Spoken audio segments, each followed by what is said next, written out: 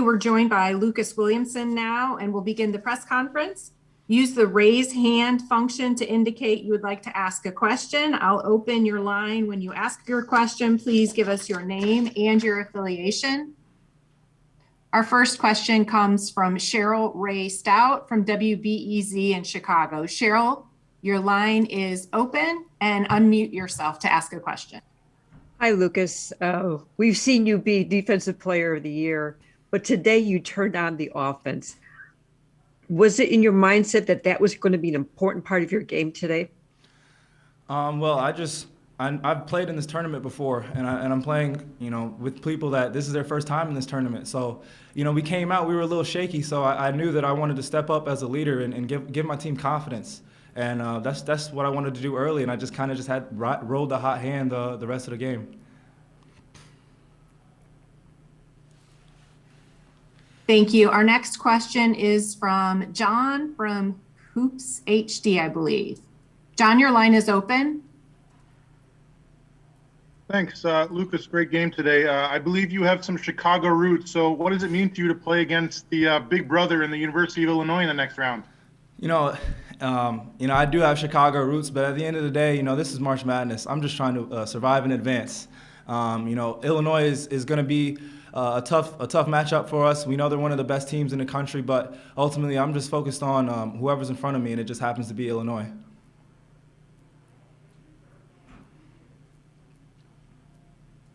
Again, use the raise hand feature to ask a question. Our next question is from Harry Schroeder. Your line is unmuted, Harry. You need to unmute yourself, Harry. There we go. Hey, Lucas, I thought when you guys struggled early in the game, Marquise came off the bench and gave you guys a lift. It was a real momentum changer. Can you talk about that? Yeah, that's what we expect from Marquise. He's one of the better players on our team. Any other team in the Valley, he's probably a starter, all-league player. So, for him to come off the bench and give us that spark, that's what we expect from him.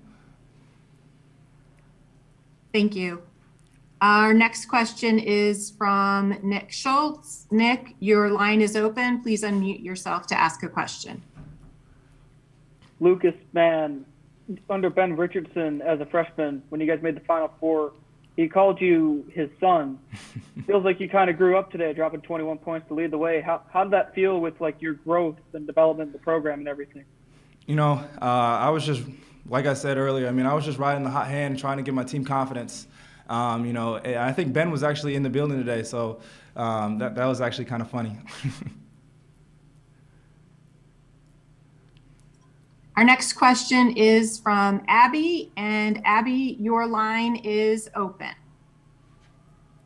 Hey, Lucas. I got to ask, what was said in that timeout in the first half before you guys went on the run to take the lead? Because the game just seemed to kind of switch for you guys in that moment, and I just got to ask what was said.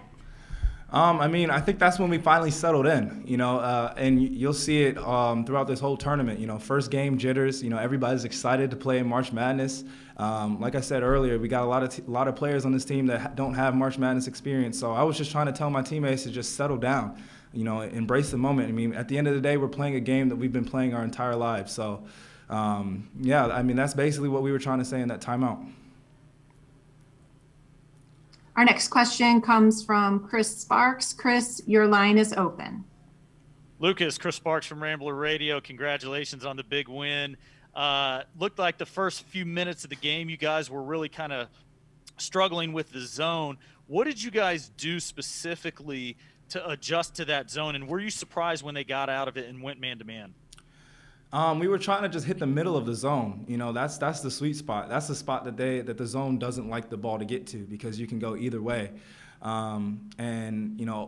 were having trouble doing that in the first half. So, like I said, we finally settled in, was able to reverse the ball from side to side and hit the middle of the floor. And then after that, I think that's when they decided to make the decision to go back to man. So.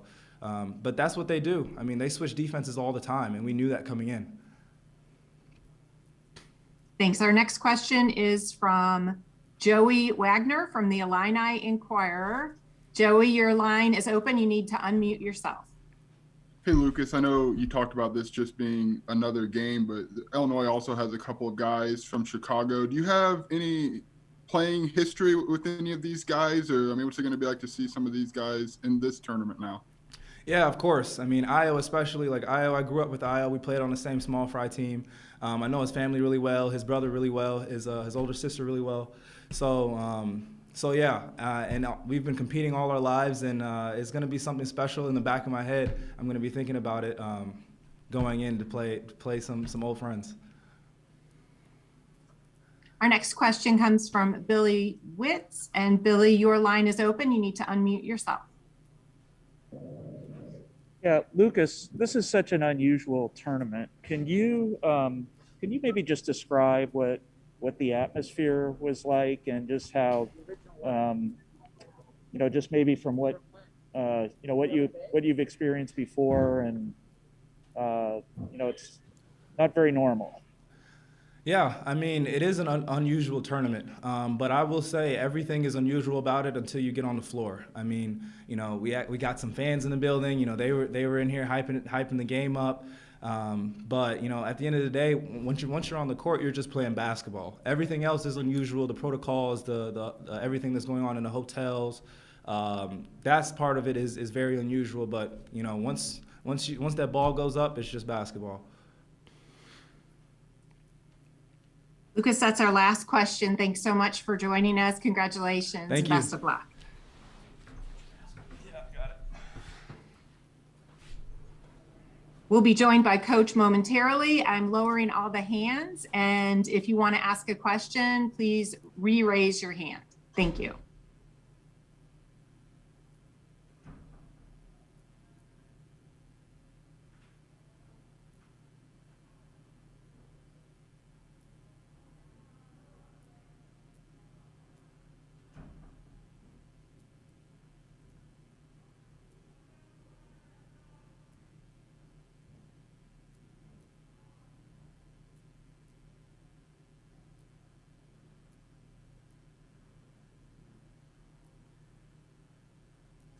Just a reminder to use the raise hand function on your screen to ask a question.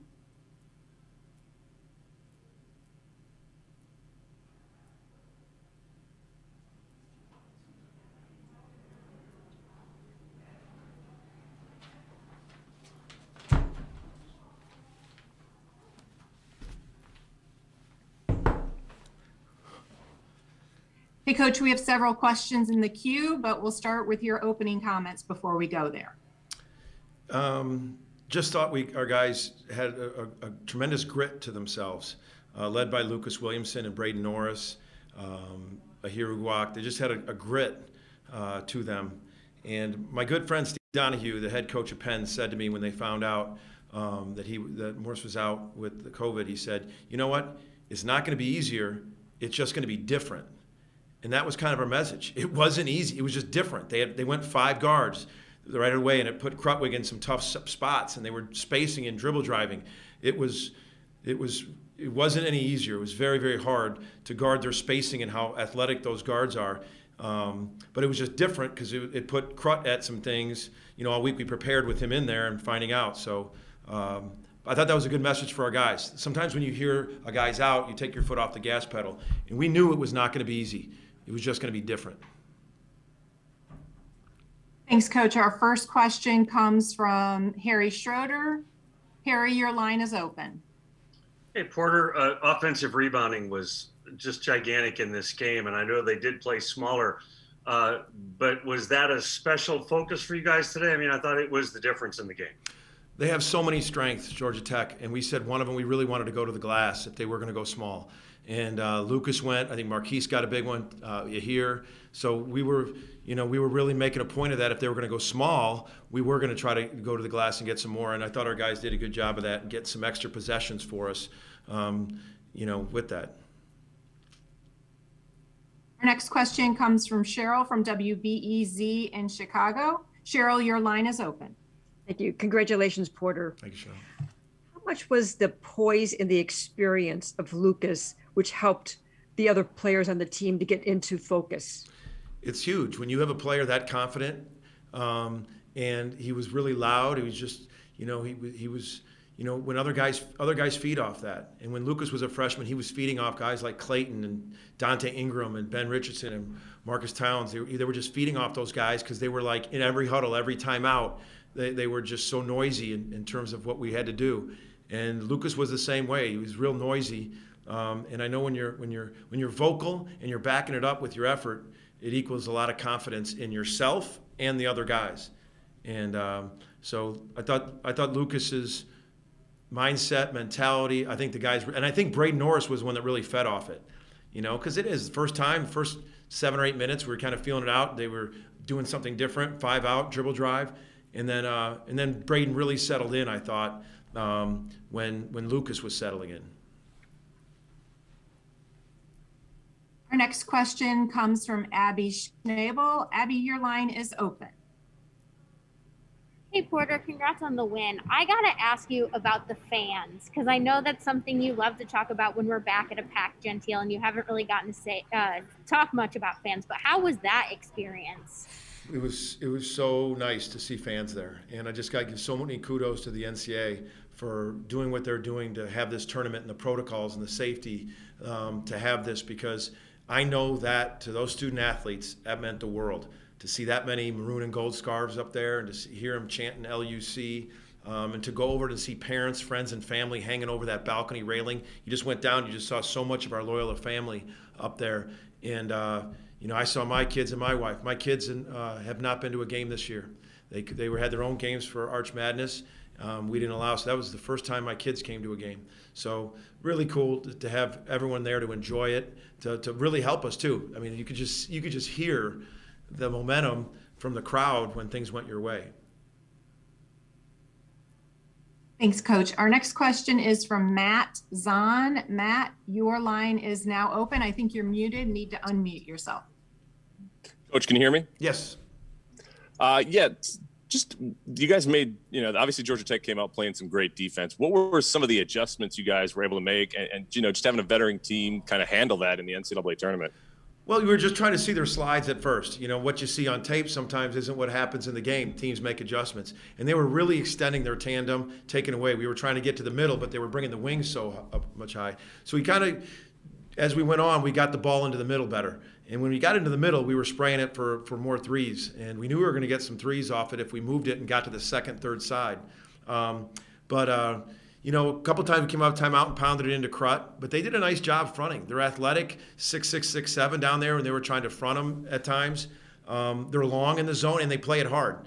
And the thing about it, I said this before, what I saw on tape, is they just don't run, and I'm going to pull out my Coach Majerus reference because I always got to pull out one of his, is it wasn't your just hands-up Harry zone.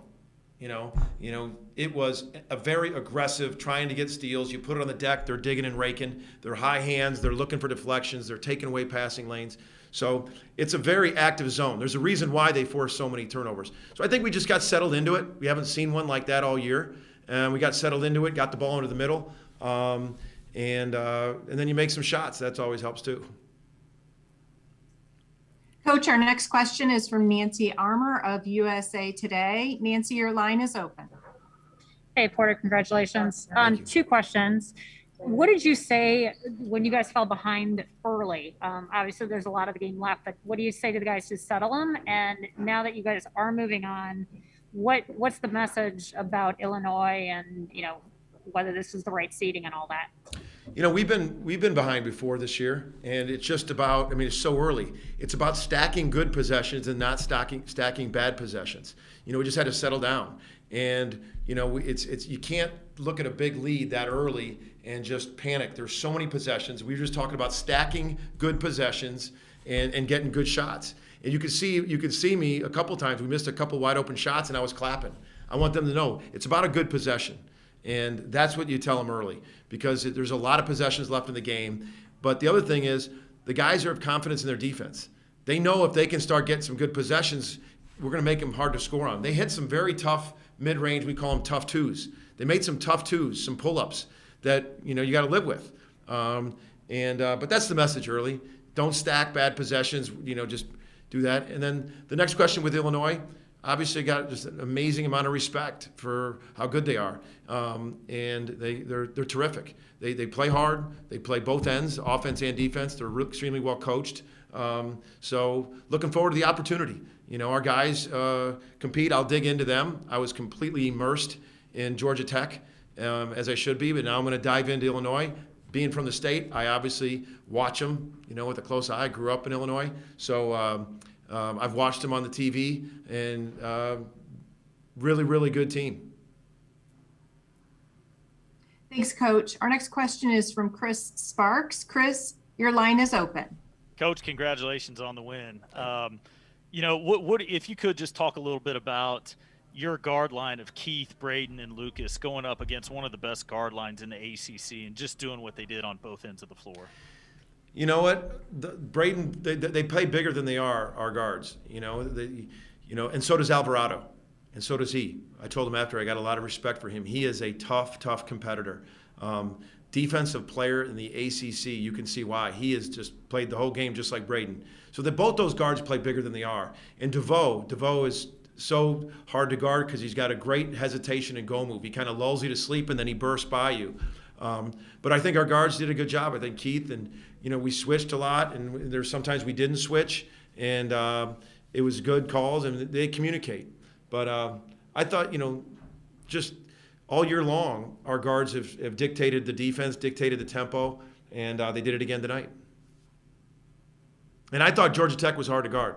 I mean, they spread you to where you really hard, and they can really go by you. And I got a lot of respect for how athletic those guards are, Georgia Tech. Next question is from Matthew Scianti, and your line is open, Matthew. Coach, just quickly on it here, his physicality on the boards and what you expect out of him going up against Illinois. You know, look at watching Illinois. I mean, they have some tremendous basketball players. They can play, but they're long and athletic. So he gives you that physical presence defensively. I think he's 6'7", 225. He can switch. He's a really good defender, but he has that athleticism to get rebounds above the rim, to be wall up against a bigger guard. He's been so key for us all year. He was on the all-defensive team with Lucas. But tonight he didn't have the opportunity to score much, but it didn't bother him because he played great defense. He really had one of the key baskets. We had to put him at the 5 a lot, and I thought that was one of the key adjustments of the whole game. Of when we had him at the 5, we went on a huge run because they were really trying to, with the 5 guards, trying to isolate on Krutwig and do some things with him. And when Ahir went to the 5, he was screening. He kept on speed to the screen, rolling hard. He got a roll to the basket. Braden hit him. And I thought his versatility to be able to play the 5 when he really hasn't had to do that all year was one of the key parts of winning this game. Coach, our last question comes from Joey Wagner of the Illini Inquirer. Joey, your line is open. Unmute yourself. Hey, Coach, I know you said you hadn't put a lot of time diving into Illinois, focused on Georgia Tech, but big picture, what's it mean for 2 in-state programs to see each other with a chance to go to the Sweet 16? Well, they're one of the top teams in the country. I mean, they're the hottest team in the country. Them and Gonzaga are the hottest 2 teams in the country. Being from Illinois to have 2 ranked teams going at each other in the field of 32, it's a great basketball state. There's great coaches. There's a huge amount of passion for basketball in the state of Illinois. It's been that way for decades. I grew up there, and to see 2 ranked teams go at it, to get a ticket to the Sweet 16 is great for the state. But we have a respect for them, knowing that they're one of the top, hottest teams in the country. But we've won 18 out of 19 ourselves. And I'm looking forward to the matchup. I'm looking forward to the opportunity. But it's great for basketball. You got two teams that, here in this tournament, in the final 32, trying to get to the Sweet 16. Coach, congratulations again. Best of luck going forward. Thanks for being with us. Thank you.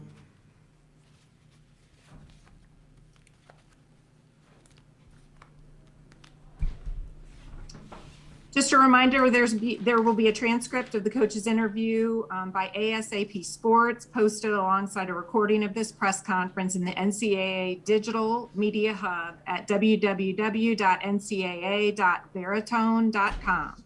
Thank you all.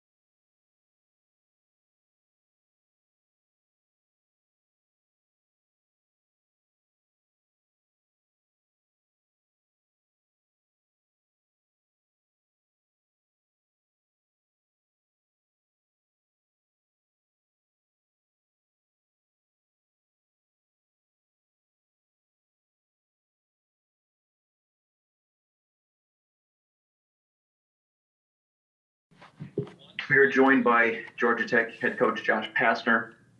We'll get started with an opening statement. A reminder to media to use the raise hand function to indicate that you'd like to ask a question. And when you're called upon, please state your name and affiliation first before you ask your question. Coach, if you'd like to offer a brief opening statement, then we'll go to questions. Is that Dan? Is that you, Dan? Yes, sir. Is that so? Okay, you're organizing all. I'm just I'm the voice of God here. Okay, you're the guy. Okay, good stuff. I was just making sure. Good to see you, Dan. Okay, a couple things. Let me give a great credit to Coach Porter Moser and Loyola of Chicago. What a great basketball team. Extremely well coached. They got really good players. Coach Moser's one of the best coaches in the country, and they deserve so much credit. And that's a great basketball team we played. And the way Coach Moser has it running, they're going to be building a statue of him at Loyola Chicago. If they haven't already, I would imagine it's going to be in the works sooner than later. The job that he's done. So, got to give them a lot of credit. Secondly, with our guys, our team, the Georgia Tech, I'm so proud of our young men. We've had an incredible year, have accomplished things in the last 2 years in ACC play that's never been accomplished at Georgia Tech. Things that had been done in 30 years, 20 years to, the last year, 2 years in the ACC of what we've done. So I'm just so darn proud of our young men. Yes, it was tough not playing with Moses, right? I mean, not easy to lose your ACC Player of the Year. And I feel so bad for that young man. Think about it. He's worked so hard, a chance of a lifetime to play in the NCAA tournament. And unfortunately, he's not able to play. And, I feel sick for him. I mean, just feel sick for him. And that's obviously a big loss when you're not having the ACC Player of the Year that you've depended on and counted on.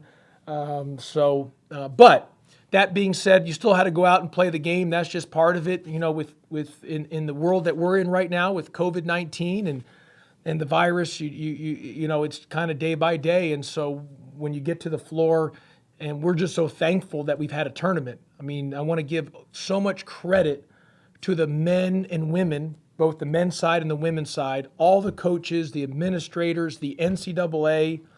We're so thankful to the NCAA to have this tournament. Thankful for the city of Indianapolis to hosting this tournament, because the alternative is not to have a tournament. And we're just so thankful that we're able to do this. Turner and the CBS to televise it all. So we're just so thankful, and we're thankful to be part of it. And, losing stinks. End of the year stinks. But we have a lot to keep our head high, and got to give Loyola Chicago a lot of credit. Thanks, Coach. We'll turn it over to the media for questions. Again, use the raise hand function to indicate you'd like to ask a question.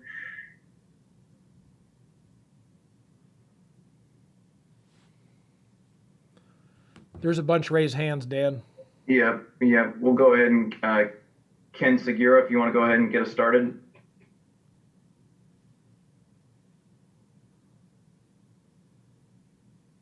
I can't hear you, Ken. I think you might be on mute.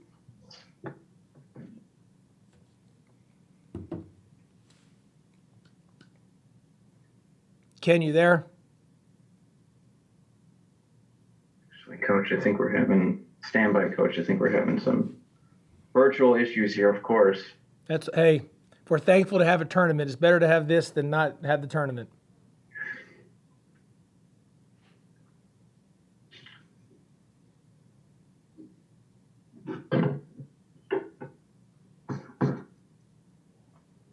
Let's go ahead to the next question while we figure that out. Mark Bradley, you want to unmute?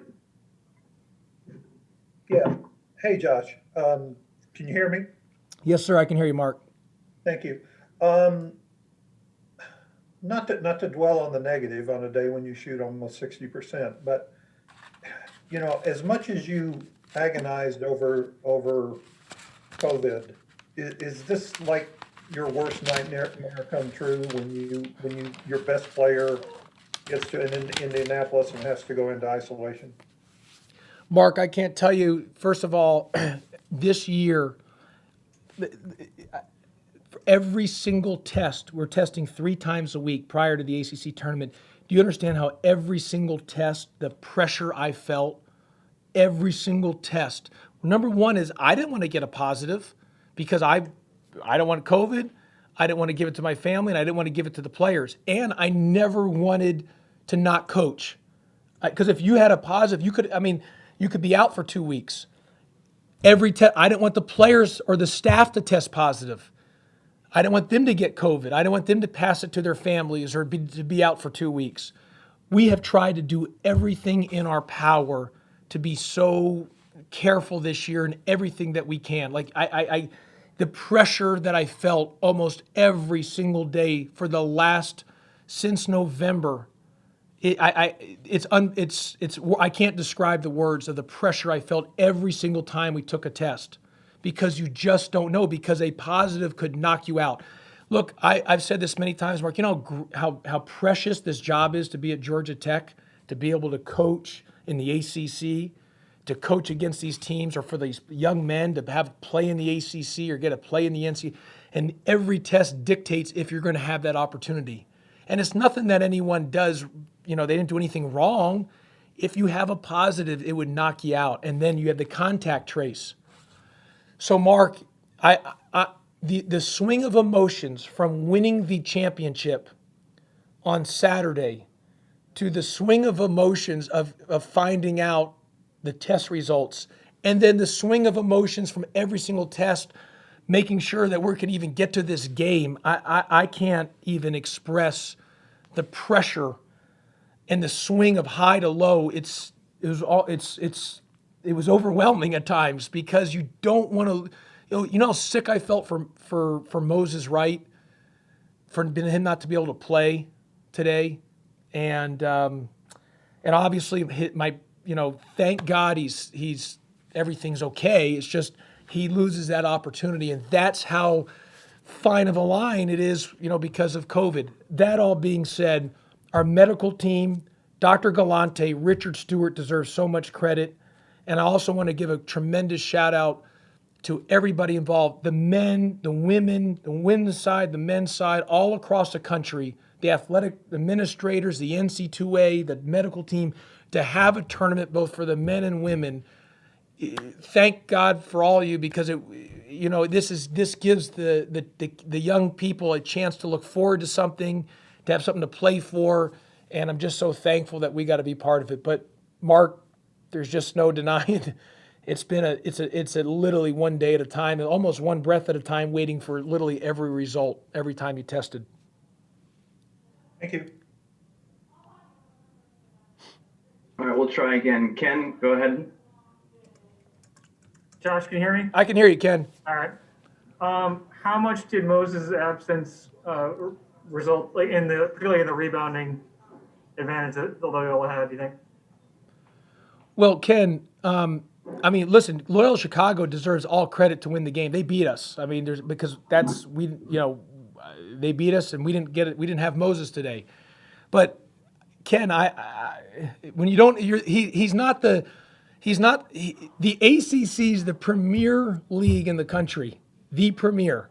He's the ACC Player of the Year. He led us in rebounds, points, and field goal percentage. He's one of the very best players in America. And then you don't find out whether you're going to have him or not to some point this week. It's a humongous loss. There's no denying it. It's just a huge loss. And you got to give Loyola Chicago credit, because you got to give Coach Moser and them full credit, because they beat us. But obviously not having Moses at this point of the season, when you don't have time to really make any adjustments to figure out, okay, your guy that you run your entire offense through is not going to be with you. I felt we were small in a lot of areas at times, and they hit some big threes, Loyola Chicago, and I obviously in the end, just those rebounds really hurt us, and not having Moses just, and obviously we scored 42 points in the paint. But yeah, he's the ACC Player of the Year. He's one of the best players in America. It's hard not to play without him, but I feel sick for the kid because he didn't get to experience this. That's what I'm most devastated about. But thank God he's healthy right now, and that's most important. Like I always like to say, if you have your health, you're a true billionaire. If you have your health, you are a billionaire. You can't put a price tag of money or anything on your health. So thank God that Moses is healthy and he'll overcome this. And that's all that's most important right now is that he's healthy. We'll next go to Kelly Quinlan. Kelly, your line's open. Hey, Josh. I was just curious about the two fouls on Jordan in the first half that seemed to really change kind of the game. And then also, you guys only shot 10 threes and weren't even really trying for threes late in the game. I was just curious kind of what the thought process was. It trying to get downhill or kind of what was going on there? Yeah, we had 42 points in the paint. We didn't live and die by the three. You got to give Loyola Chicago credit. They're a really good defensive team. Obviously, numbers-wise, they're the best in the country based on efficiency. But I would have liked to seen us. What I was a little more surprised, I would like to see us get to the free throw line more. You know, we only got 5 free throws, but part of our game plan was to keep driving. And when you're driving that much, you feel you're going to maybe have an opportunity to get to the free throw line. But you know, Loyola Chicago defended well. Got to give them credit. And you know, we shot 60% from the field, and we didn't live and die by the three. The difference is the offensive rebounds. They had 13, and we were 11 for 27.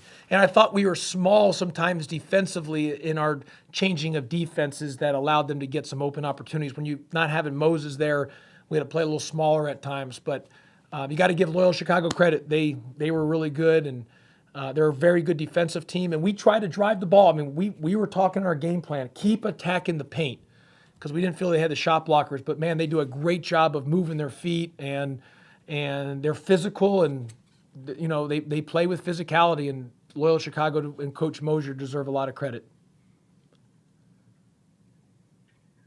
We'll take our next one from Hank Kirks. Please go ahead. Actually, my question has been asked already, so thank you. Thank you, Hank. We'll take our last one from Bryce. Bryce, please go ahead. Coach, you have documented all season about grit, hustle, and just everything in between of this team. I know you don't go into a game thinking this, but there's a lot of guys that may have just played their last game in a Georgia Tech uniform. When you think of this group of guys, what can you sum up, if you can, in words? Yeah, Bryce, I'm just so proud of these young men. I teared up and broke down in the locker room. I actually thanked each guy and everyone on staff. Just thanked them for what they've done, and how grateful I am to, and honored and privileged and blessed to have been able to coach this group and been around these guys, both players and staff, and just I love every single one of them, and I can't express my gratitude enough for these young men. And you know, obviously the NCAA has allowed the seniors to come back. Will they come back? I don't know. That will be some, you know, as we get back home and kind of decompress and, you know, recenter and get refocused, we'll be able to have those conversations and decide what the guys want to do and then go from there. But I'm forever grateful and so thankful for these young men. And I see, Dan, we got Ken Segura's got another hand up too. If you want to take him, we'll take him. Yeah, for sure. Absolutely. Ken, go ahead real quick. The 3-point shooting, they seem to get a lot of open looks there, moving you back and forth. Kind of what went into, you not be able to challenge more of those? Yeah, Ken, I felt we overhelped a couple times. I didn't feel we did a good job guarding the ball and keeping it in front of us in the zone.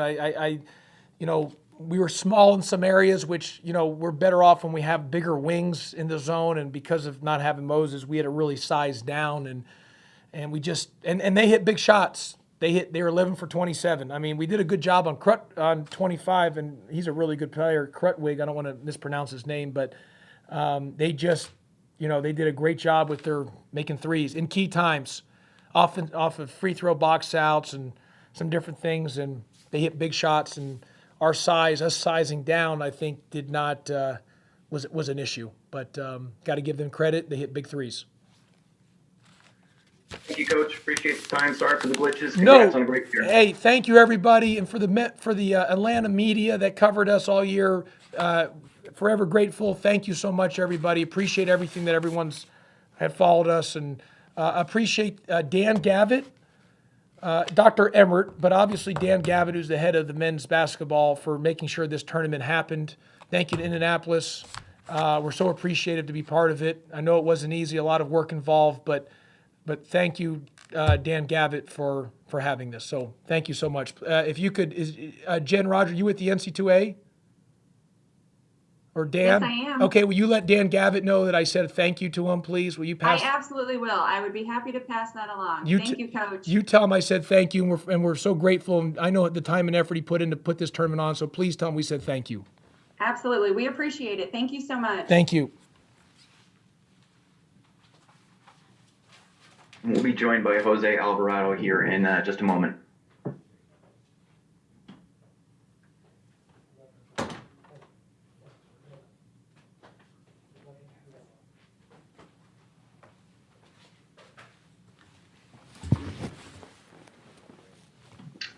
We are joined by Jose Alvarado. At this time, we'll take questions from the media. Again, if you have a question, please use the raise hand function, and we'll go ahead and get started. Kelly, please go ahead. I know this is not the best time to ask this, Jose, but obviously the big question on everyone's mind is, given what happened today, have you thought about, the future and kind of what are your plans? Losing this made it more on the high side, I could say that.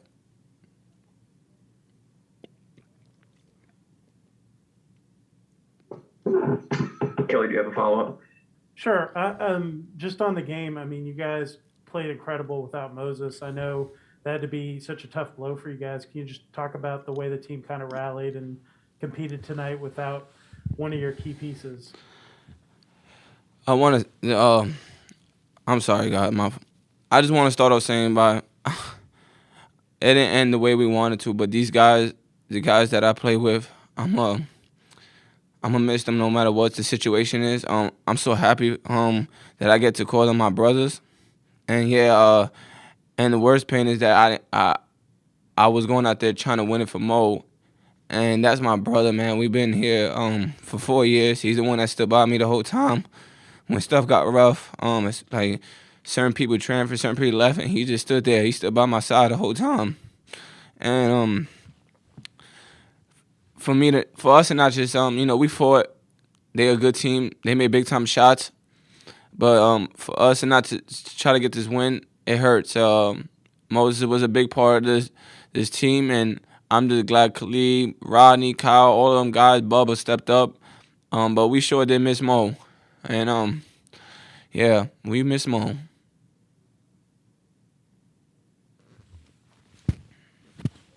Your next one is from Ken Segura. Ken, your line's open. Go ahead. Jose, I was curious, were you guys able to talk at all this week with Moses? And can you, I think I can guess the reasons, but your decision to wear his number I thought was great. Can you just describe a little bit about kind of what went into that for you? Sorry, can you repeat it? Sure. I was curious, how much you guys were able to talk with Moses and just kind of what, how was he doing, I guess, but also your decision to wear his number I thought was really cool. Tell me about how you came to that decision. When I found out, I was hurt. I was hurt for Moses. I was hurt for the team. But we knew what we had to do. We was trying to stay positive and fight hard, which we did today. Loyola Chicago was a good team. They stepped up and made big time shots. That does not mean, my brothers did a good job, and we kept on in contact with Mo. He's in with great spirits. What can you say to a guy that worked his butt off and he can't play in the big dance? It's hard to say anything, but he did a good job staying focused and talking to us and making sure we was trying to get ready for today. I haven't talked to him since right now, but if anything I gotta say, I love my team. I love Mo, and it was one hell of a ride. Jose, I was watching you when the game ended. You were slow to leave the court, and it's kind of ironic, I guess. I remember in Greensboro it was the same thing. You didn't want to leave the court either there.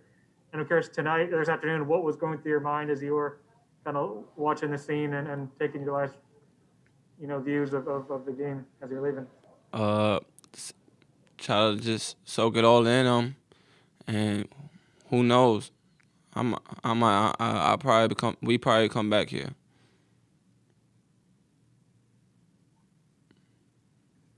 We'll next go to Mark Bradley. Please go ahead. I'm sorry. When Kelly asked the question about thinking about your future, I'm sorry I couldn't understand what you said. Do you think you're coming back next year, or have you thought about that yet? I don't have an answer, like direct answer for y'all with like a yes or no, but it's in my mind. I just gotta soak everything in, talk with my family, and we gonna go from there. Thank you. Next, we'll go to Bryce. Bryce, please go ahead. Jose, you're not the type of guy to take a lot of personal credit, and I know that. I know that's what the fan base loves about you, but I want to ask you this.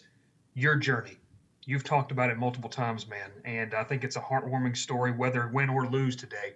When you look back at this, if it's the last time you put on that Georgia Tech jersey, if not, I mean, what does it mean to you to put this program? Because and whatever happens from here on out, you're going to have to play a piece of that.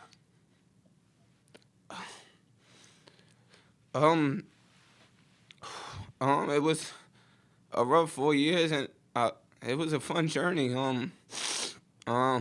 These guys trusted me, and I trust them. Coach Pastner put the ball in my hands since freshman year and told me to get the job done. And I don't know if I did or not, but he trusted me, and my teammates believed in me from the jump. And it was Georgia Tech changed my life. It was one hell of a ride. And I loved them. I love the fans. I love the program. They changed my life regardless what happens with me in the future. I could tell everybody I was part of this team and I was part of the program.